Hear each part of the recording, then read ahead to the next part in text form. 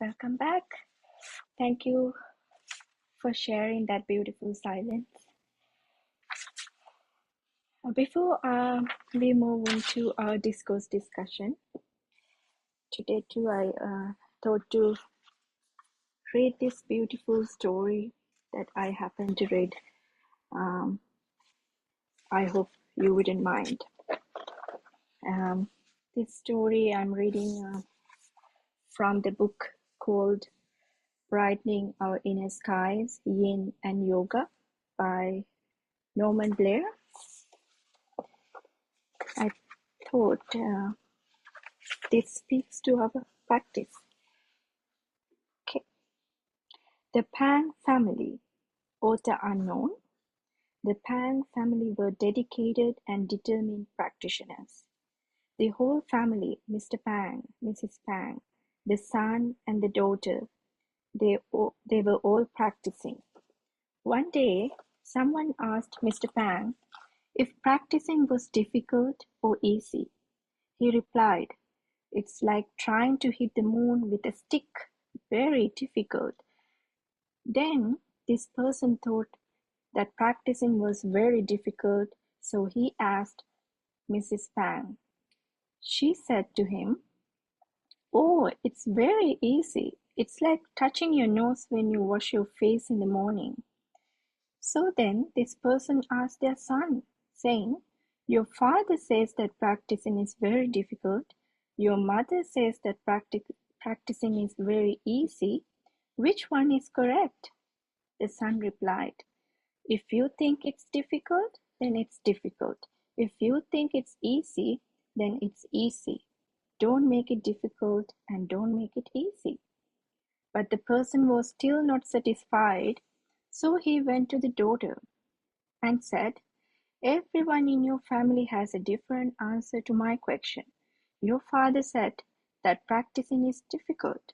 Your mother said practicing is easy. And your brother said, don't make it difficult and don't make it easy. So I ask you, is practicing difficult or easy?" The daughter replied, "Go drink tea. Neither difficult nor easy. Just do it. Moment by moment awareness." So with that, I would like to respectfully invite to our teacher, Bhante DhammaKusala, to guide us with our discussion today, as always. And also, I would like to invite our friend Chatura to read the passage aloud for us. Tonight, we are going to be reading from the Numerical Discourses of the Buddha, translated by Bhikkhu Bodhi. Today, we are referring to the second discourse, titled Abandoning the Hindrances, page 90. So over to you, Chatura. Thank you, Kalpani. Can you hear me clearly? Yes, we Okay. can. All right. So I'll read the first section here. Bhikkhus, I do not see even one other thing on account of which unarisen sensual desire arises, and arisen sensual desire increases and expands so much as the mark of the attractive.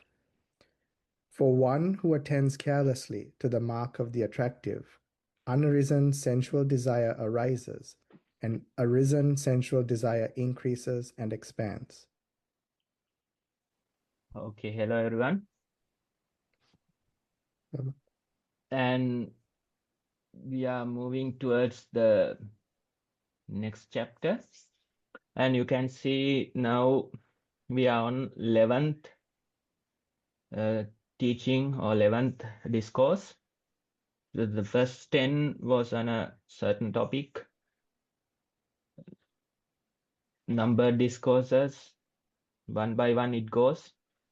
First we have the Book of the Ones, and we are now on the 11th one.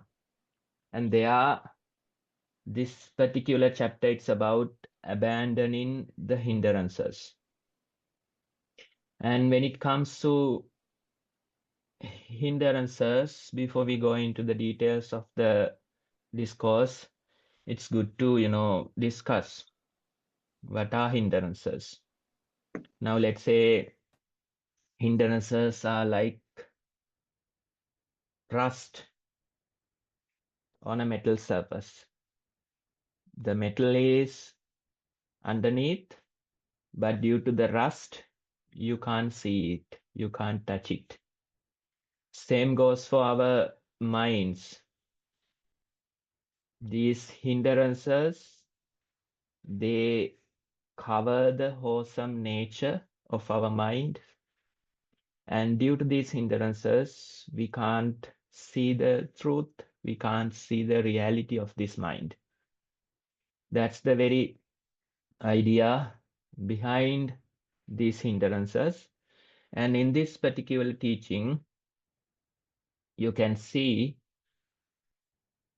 the very first one. It talks about what is the reason for unarisen sensual desire to arise. What is the reason for arisen sensual desire to increase? That's the question or the idea in the initial part. And it says the mark of attractive. The mark of attractive. That's the reason for unarisen sensual desire to arise and for arisen sensual desire to increase. Mark of attraction is the reason for this, and it goes on to tell us, for one who attends carelessly to the mark of attractive, unarisen sensual desire arises, and arisen sensual desire increases and expands. So the mark of attractive, you attend to it carelessly, and due to that, the sensual desire arises. So that's the very idea behind this. Now let's say we deal with many things in our daily encounters. We go to work, we talk to people, we do certain activities, we attend to family matters. So this way we tend to function like robots. We tend to function just, according to our habitual nature. That is how we get most of these things completed. We are not heedful, we are not paying attention. Instead, due to something like a power of habit or some addiction, these things are simply happening. You go take a piece of food, then the eating function comes into action. You take your vehicle, then the driving function comes into action.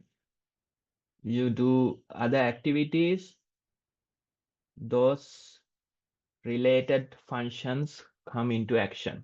So this way it's like a program running, simply doing these activities like a machine. That's how we do. And most of these things we are so familiar. We have this like muscle memory, and due to that we simply continue without much attention. We simply continue like machines. So when it comes to mindful practice, we encourage you to be heedful. We encourage you to be awake during these day-to-day simple activities. In neurosciences, they say when you are heedless, the part that works in your brain, default mode network, that is active. So you simply work like a machine without simply engaging with the task. You work like a machine without paying attention to the task. So that automatic function, like default mode network, is in action. And it says this default mode network, it is related to the stress, anxiety in our life. When we run on default mode network, result is stress, anxiety, right? So this way, we simply function like machines. You can see when you take a plate of food, simply eating process is happening. You don't have to pay attention to it. You don't have to control it. Simply it is happening. When you take the brush, the brushing function simply happens. You don't have to pay much attention to it. So this way, each and every activity that we do, they are like, programs that are executed, and we are not really engaged. We are not really present. Instead, we simply do them, right? That is the usual way. But for the mindful practitioners, we encourage them to practice awareness, be heedful during their daily encounters. For that, you can use certain techniques, tools, maybe like, brushing your teeth with less prominent hand. That might require extra attention. That might require for you to do each and every movement consciously. And some people in the walking practice, they try walking backwards, going in the reverse direction. And when that happens, you can't see the path. So naturally, you have to engage with it. You have to keep extra attentive. So that way, heedfulness is introduced, awareness is introduced, this process. That is the very idea, right? So with that awareness only, we can attend to these hindrances in our mind. If you want to address them, if you want to get to know them, if you want to get rid of them, then the main point would be you have to attend to it heedfully. You have to attend to it with awareness. That's the very idea behind this. You can see, for one who attends carelessly to the mark of attractive. Yes, so attending to something carelessly, attending to something heedlessly, naturally the mark of attractive appears. You don't even know how many times this happens. You see something, you feel like you need that, you want to get it, you simply attend to it with mark of attractive. You eat some food, you are not simply eating, but you want to eat it in the future as well.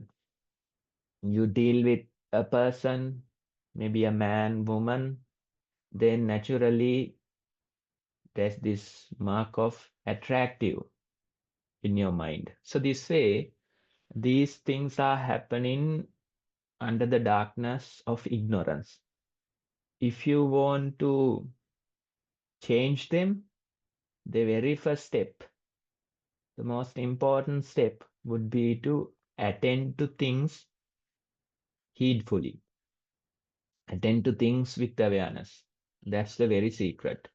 And let's say some people, they do the formal practice. They do their daily sitting, walking, which is good. They try to be heedful during those activities or periods. But when they go to their daily activities, daily encounters, they simply forget heedfulness. They simply continue with their daily encounters. Again, next day they come, and they meditate for 30 minutes or so in their sitting and walking. So that way, certain periods they practice heedfulness, certain periods they practice heedlessness. That's how they do. Even protecting precepts. Some people they protect precepts on the Poya days, full moon. That's where you get to protect precepts.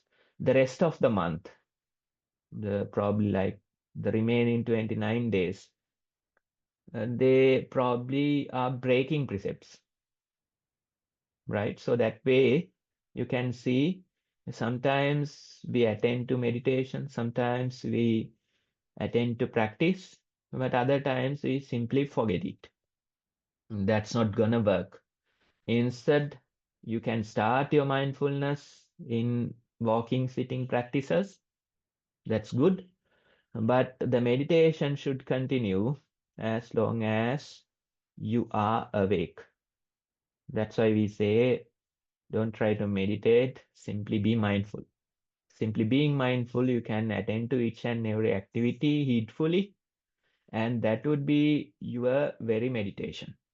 Drinking a cup of tea, talking to someone, going out to, shop, all these things, you can simply attend to them heedfully.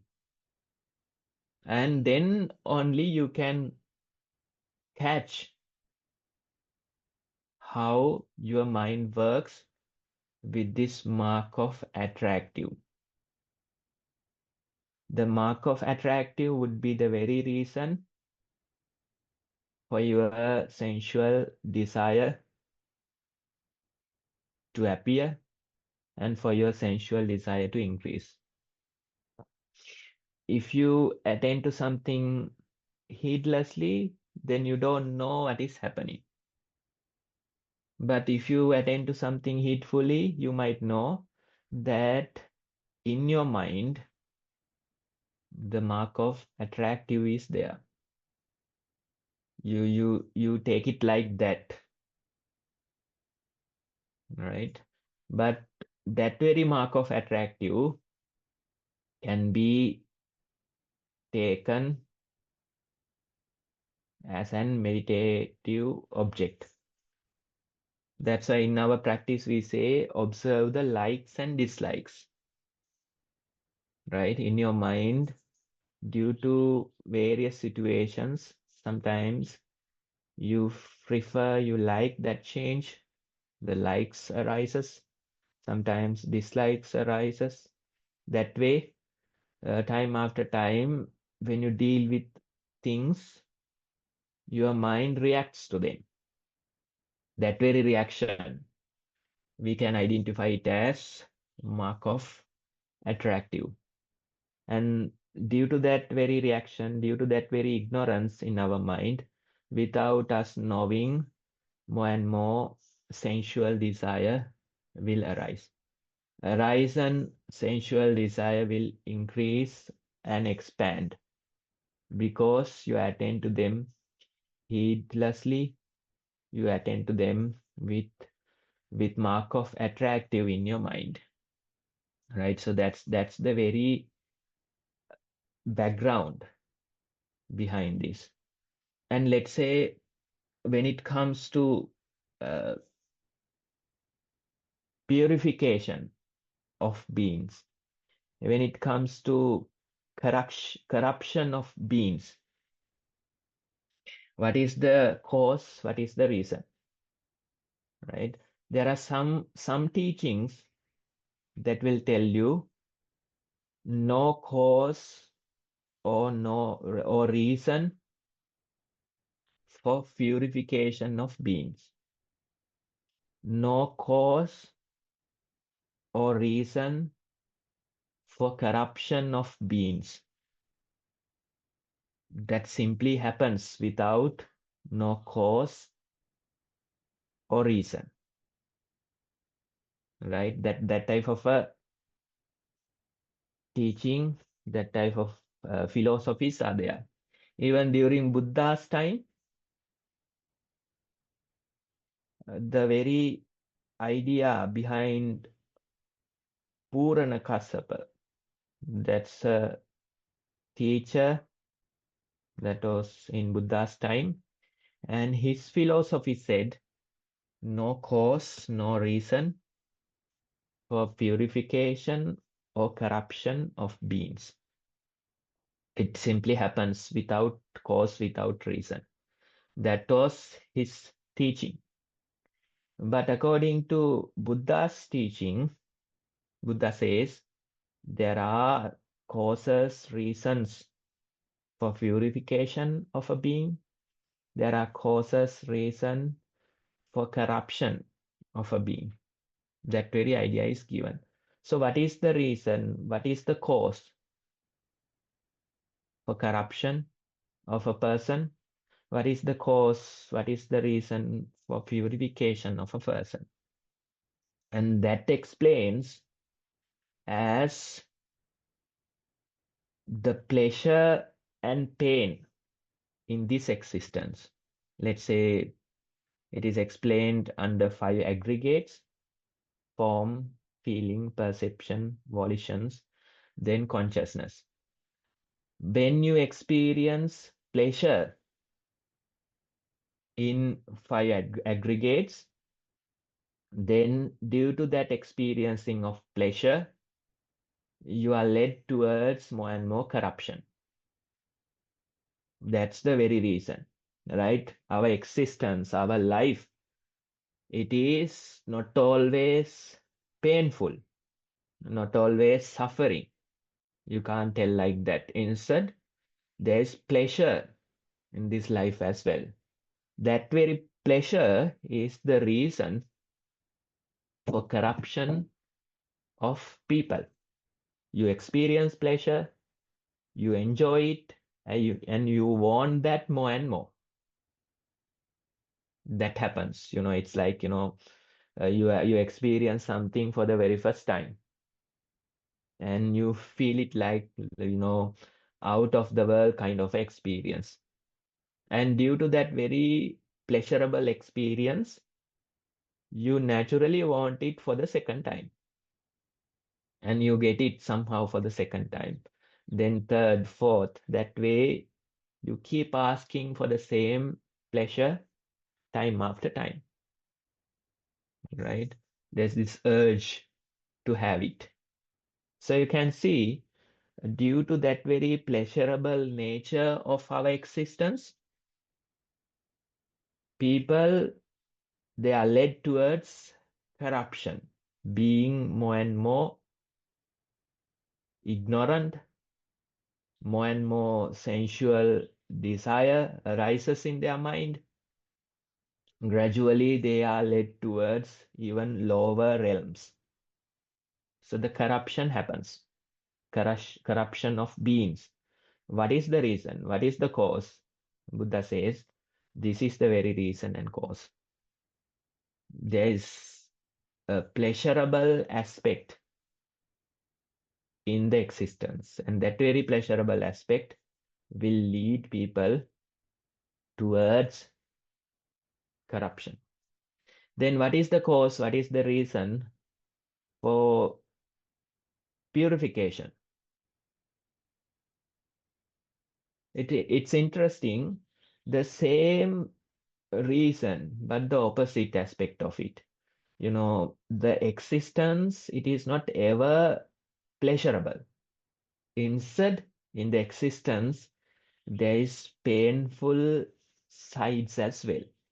And when you experience pain in your life, when you experience certain disasters in your life, when you experience the separation from loved ones in your life, that very painful experience will lead you towards purification. So you can see the very existence, the pleasurable side will lead you towards corruption. The painful side will lead you towards purification in our very existence. That's the very idea, right?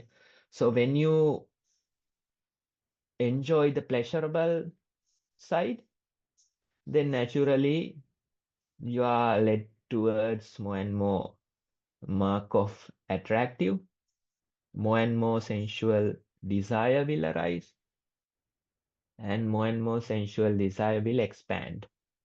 That's how it works. So it works like a never-ending loop. You are feeding this and getting more and more sensual desire to arise. So that very experience, if you can continue simply with it, there won't be any purification in the existence. But where you try your best to experience only pleasure, but what happens is that naturally the life brings you pain as well. In this new world, most people, their whole effort is to increase, expand pleasure, reduce, get rid of pain. That's their whole existence. That's their whole effort. And they do various efforts to achieve that. They increase their security, they get health insurance, they do other things, they get painkillers. Many ways are there trying to only experience the pleasurable part, only seek after the pleasurable part. But it's funny that they have that whole pursuit, but eventually they end up with more and more pain as well. So you have to understand this pleasure and pain, they are like two sides of the same coin. If you want one side, probably the pleasurable side, you take it, but with it, naturally the painful side also comes, right? Two sides of the same coin, right? That's how it works. So you can see when you experience the pleasure side of that coin, naturally you are led towards more and more sensual desire. You are led towards mark of attractive. This way it works. There won't be any purification in your life if the existence is ever pleasurable. But what happens is that naturally you get to experience the pain as well. Loss of a loved one. That could be a life-changing experience for someone. Having cancer, that could be a life-changing experience for someone. So without you even knowing, this whole disaster appears, right? You experience the painful side of this existence. And due to that very experience, purification comes. That's the irony behind this. Now, let's say in your life, sometimes when you experience certain resistance, sometimes when you experience certain problems, sometimes when you experience certain disasters in your life, then behind that very disaster, behind that very pain, behind that very problem, purification is there. It might lead you towards purification, right? You go search for something, you go search what is the solution for the problem that I'm experiencing. Well, how to solve this matter in my life? Why did I get cancer? So that way people are going in search of some solution for their problem. Now I remember one time a lady with her husband came and they wanted to do an offering, right? There's some kind of a robe or something they wanted to offer. So in the discussion, I asked, I was just, small talk. And they were saying one day, my wife, she's having some health issues. And I asked them what happened. And she said, about 4 years ago, got breast cancer.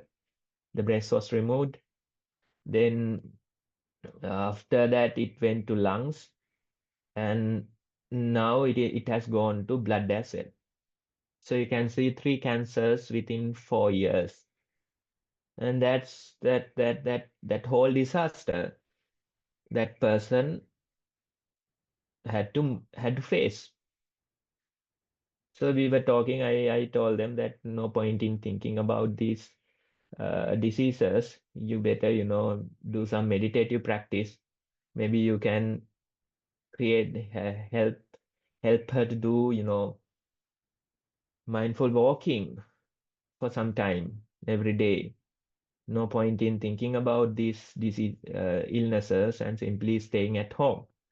Then that lady was saying, Bante, mindful walking I can do, but the health concerns, that's not my main concern. I don't think much about the cancers, but instead I have a different problem that bothers me. So I was wondering what could be a bigger problem than 3 cancers in your body. Then that lady was saying, I have a 20-year-old son and he is addicted to crystal meth. So you can see a person in that type of a situation. Do we have to go and explain to them that life is suffering? Life is painful? No need. They experience it very well, probably even more than us. That very person is experiencing what type of a thing this existence is, right? The painful nature of this existence. So that very experience led them to come and do an offering. A monk probably, someone who survives out of other people's disasters. That could be also true. But that very painful experience that led them towards purification, coming and at least, offering something, maybe attending to a retreat, getting to know what meditation is. So that way, the very painful nature of our experience that will lead us towards purification.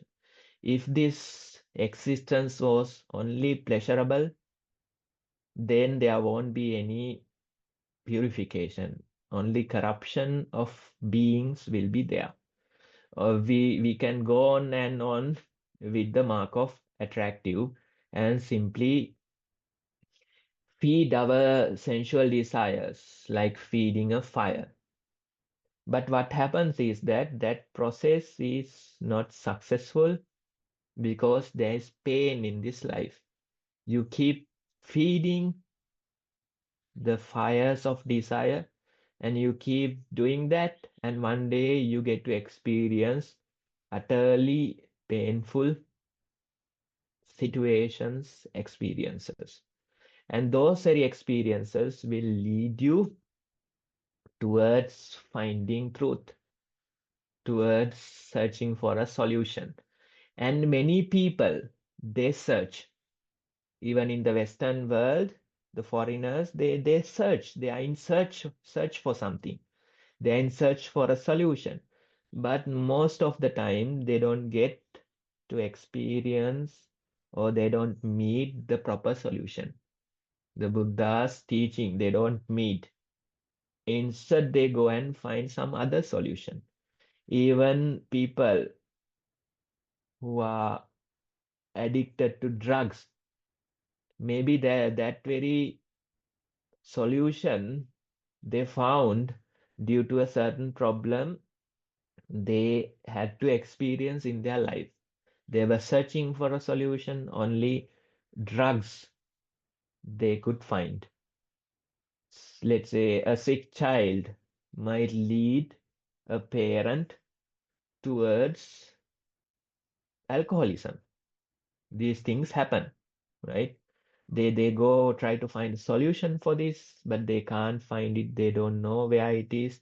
And eventually they are led towards more and more disasters. They are led towards another drug addiction, another addiction to some other way, right? So all these things, they try to find a solution.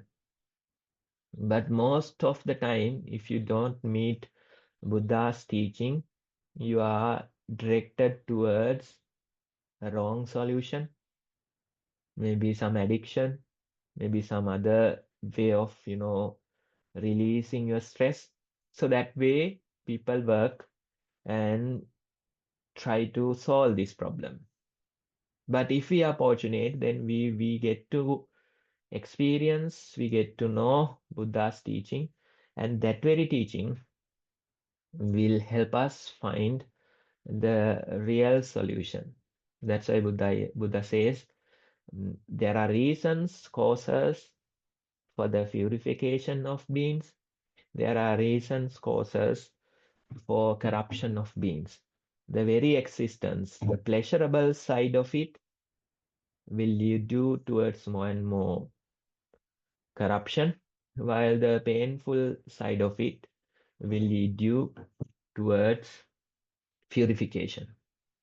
So the very idea of this discussion, when troubles come, when problems appear, when certain disasters appear in your life, you have to make sure that this very problem brings me the secret of peace.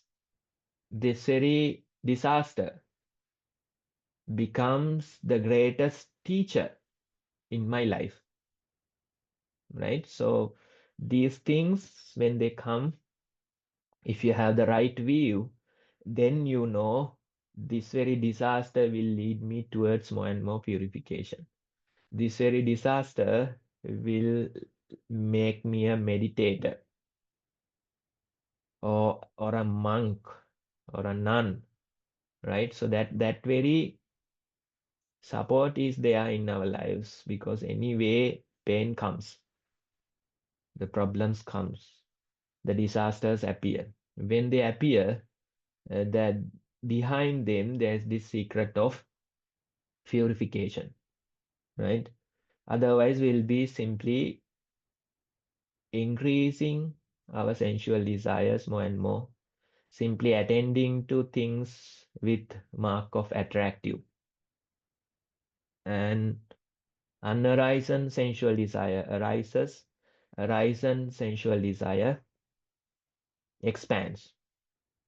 But for the people who are experiencing this dark side of existence, the painful side of existence, we encourage them not to attend to things heedlessly.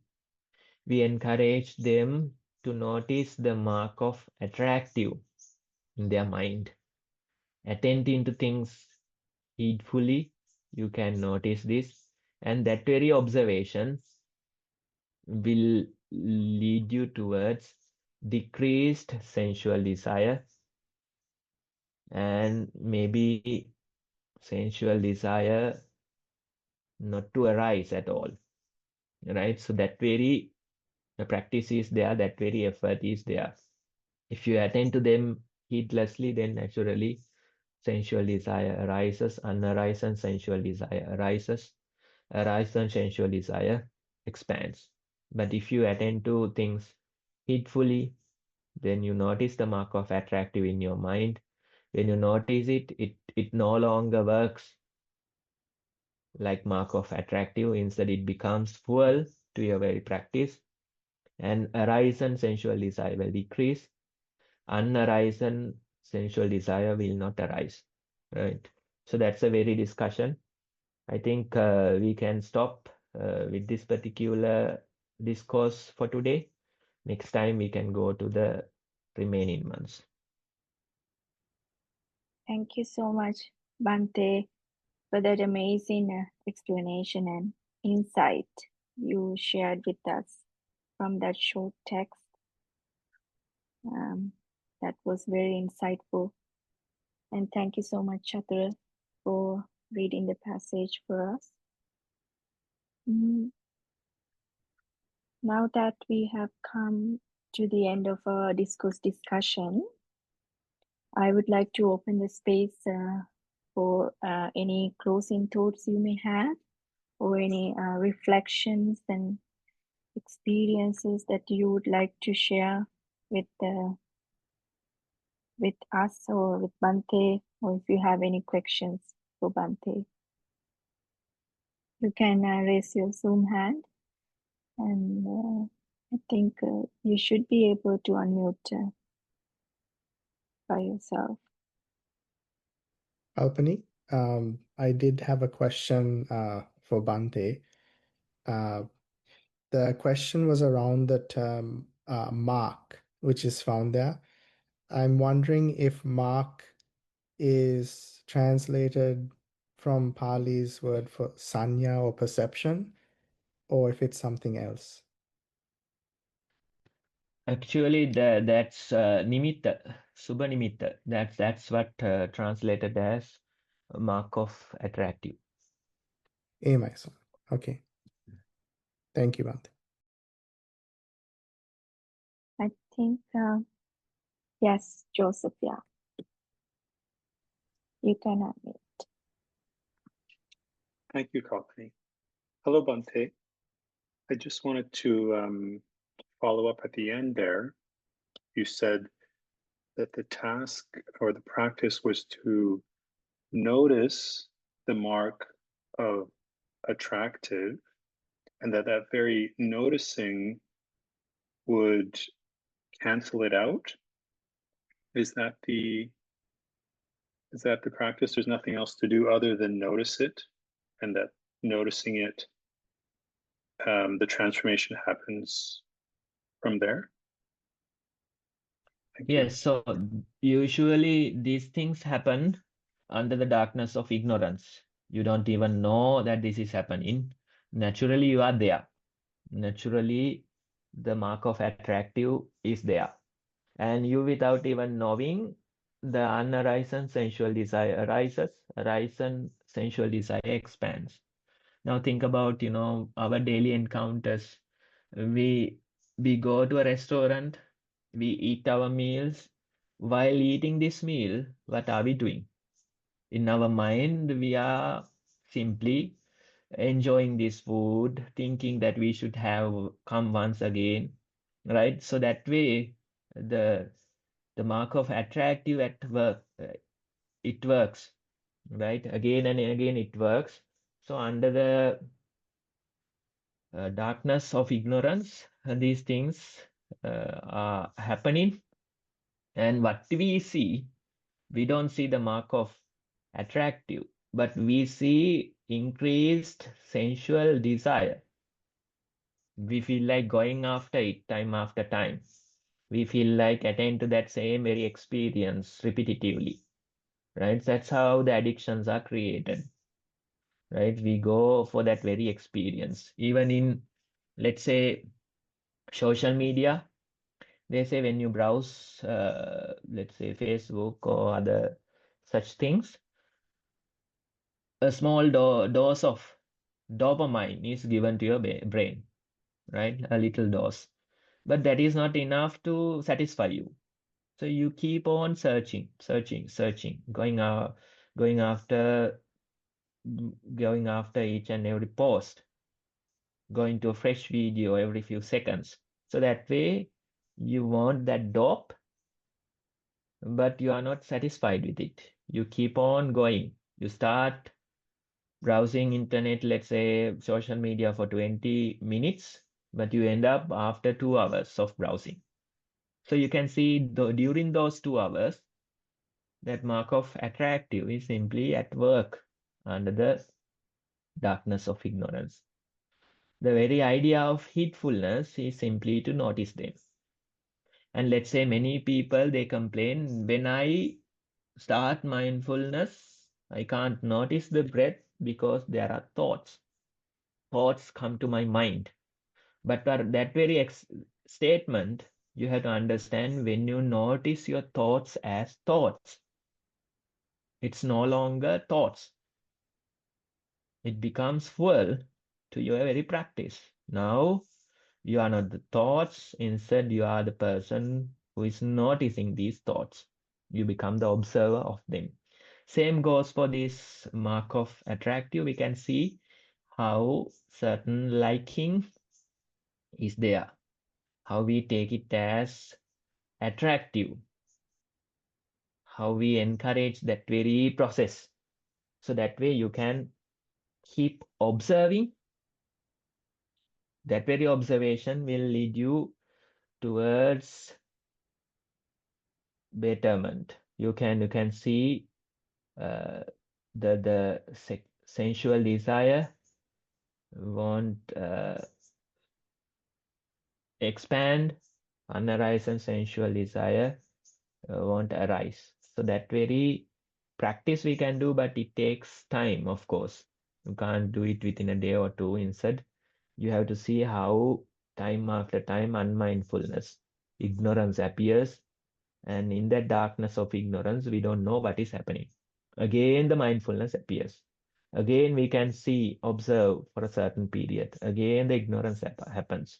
So that way, it's a long, painstaking process. But this very approach would be okay. And let's try that and see. Thank you, Bhante. Do you think there's also room there to bring in an unattractive sign if one is sort of encountering an attractive sign? There's the observing it, but also maybe pulling in an unattractive side of that thing and bringing that to mind. Would that also be recommended? Yes, that also we can try. It's like, giving an antivenom, right? When a snake bite happens, you are given antivenom. And sometimes people, they react to the antivenom. They get allergies due to the antivenom. Here in this forest, there are pit vipers. They are not so deadly. So when you are bitten, you go to the hospital, they keep you under observation. They don't give you the antivenom right away. Instead, they simply keep you under observation. If the symptoms are getting worse, only they will give the antivenom. Why are they withholding? Because there is some kind of a negative sides of antivenom as well. People can get allergies to the antivenom. They can react to the antivenom. Sometimes they are even led towards a heart attack due to the antivenom, right? So that part is there. So you can try this. You can try this. It's a tool, a valid tool. You can try and see whether this helps. Initially, it might help you because the venom is so strong, the antivenom is needed. But gradually, we try to develop a level where we can manage this without antivenom, right? So that technique is valid. That technique is probably useful for a beginner. And try and see whether that helps. Thank you. Thank you so much for that great questions, Joseph, and thank you so much, Bhante, for that valuable explanation. I also have a meditation reflection report I would like to present to you, Bhante. During mindful sitting and walking, I noticed something I haven't noticed before. I see most of the time I am in a kind of sleepiness, almost like living in a dream. When my mind is in that dreamy state, I can feel that I'm dreaming. And when I wake up from it, I enter an utter silence. For example, when I notice the sensations of my feet touching the ground, There were differences between the dream-like state and the awake state. In the dreamy state, I can sense details. The flow feels like sand, grass, cement, or tiles. I feel distant sensations in my feet, toes, and heels. When awake from that state, I don't sense those fine details. Instead, I simply feel a basic presence, just existence itself. The same thing happens in mindful sitting. In the dream-like state, I can observe my breath with details, not sharp, but recognizable. I can notice thoughts, sounds, and even imaginary pictures in my head. When awake, thoughts, sounds, and sensations are still there, but they don't appear as detailed things. They appear more like simple signs of existence. Please guide me too. Thank you so much, Bhante. Yes, thank you for presenting your meditative experience. Now we can see this is not a beginner's report. This person has done it for some time, and due to that very practice, they're experiencing this different perspectives of our very existence, right? Now, usually, let's say, if you don't know mindfulness, if you don't have awareness, then these things won't matter to you. You will be simply experiencing the same things, experiencing the same way. You will be functioning. You'll be doing your daily things as usual. But when you start observing, you can see the different forms, shapes of our very existence. So that very observation, we take it as a good thing. It doesn't matter what's the shape or form that we experience. What matters is we are observing it. That very observation leads you into this kind of an insight into very existence, right? So time to time, that dream-like states appears. Time to time, simple reality is experienced. Both of these things, it is out of your control. Due to certain causes, the dream-like state appears. Due to certain causes, that very normal kind of a presence will appear, right? What we encourage is simply continue this very observation, and when you do that, you get to experience even more shapes and forms of the very existence. That's the very idea.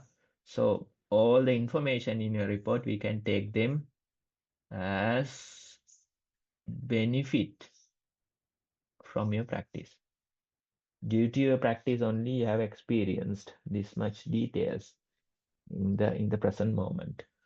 That is positive, and simply continuing with this observation would be the way, and you don't have to worry about what type of state comes. If it is a dreamlike state, welcome it. If it is simple presence, welcome it. That way, continuing this very observation is the way. Thank you so much, Bhante, for that explanation and answer in that reflection report. With that, I would like to invite you all to keep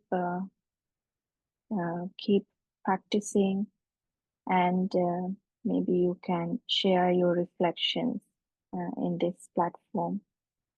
This is a great space for you to get advice from Bhante and improve your practice. Now that we have come to the end of our meeting time, I would like to take this opportunity to extend my gratitude to our respected teacher for his presence and his valuable guidance and explanations and the teachings. And also thank you very much everyone for your presence, for your practice, and for your kind participation. We will be meeting next week also, the same time. Take care. See you next time.